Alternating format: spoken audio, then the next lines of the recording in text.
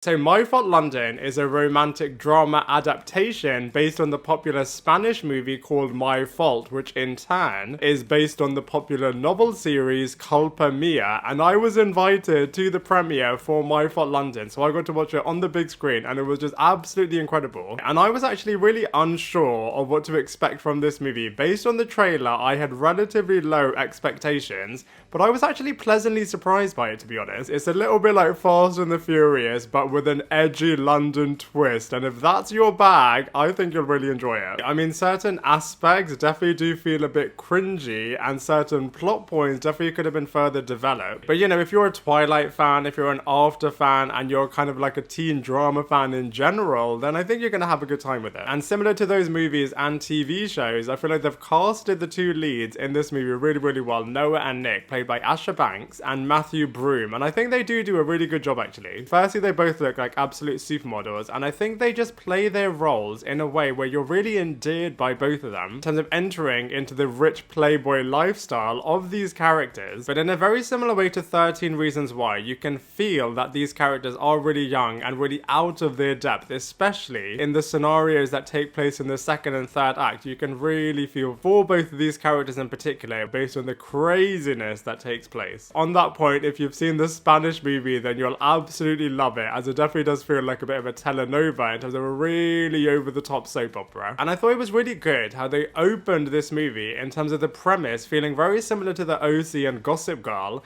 in terms of somebody who isn't really a part of the rich and famous lifestyle, and then is suddenly being entered into it, and you can really see how seductive it is and how cool and impressionable it is for Noah. And you can really see the budget being spent on screen. So for example, the car chase sequences are really, really good, the stealth sequences are really, really wicked, and the final revelation I do actually think was executed in a really, really good way. But that being said, if you are looking for an award-winning, really sophisticated movie, and if teen dramas aren't really your thing, then I think you're probably not going to enjoy this movie that much. And even though the character of Nick definitely improved as the movie was progressing, I feel like he was super teen angsty in the beginning, but in a way that didn't really feel believable, as Noah has entered into his household, entered into this world, and he's being overly difficult and overly mean with her. I mean, you can believe it from the perspective of why is this character suddenly entering into my world, entering into my life, I now need to look after this character,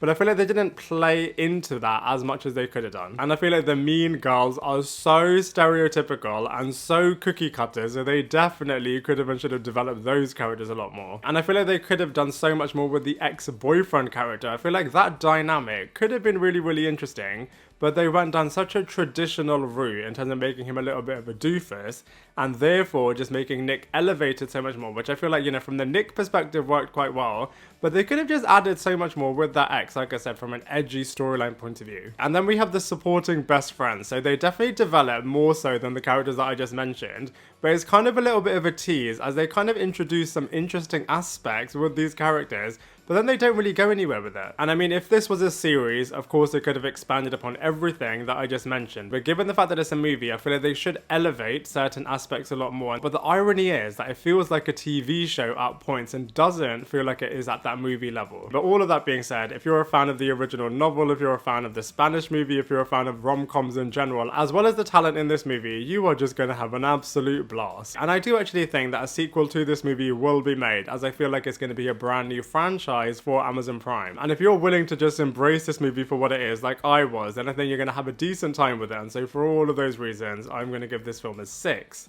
out of 10. Now I'd love to hear from you. What did you think of this movie? Let me know your thoughts in the comment section below, and I look forward to seeing you in my next video.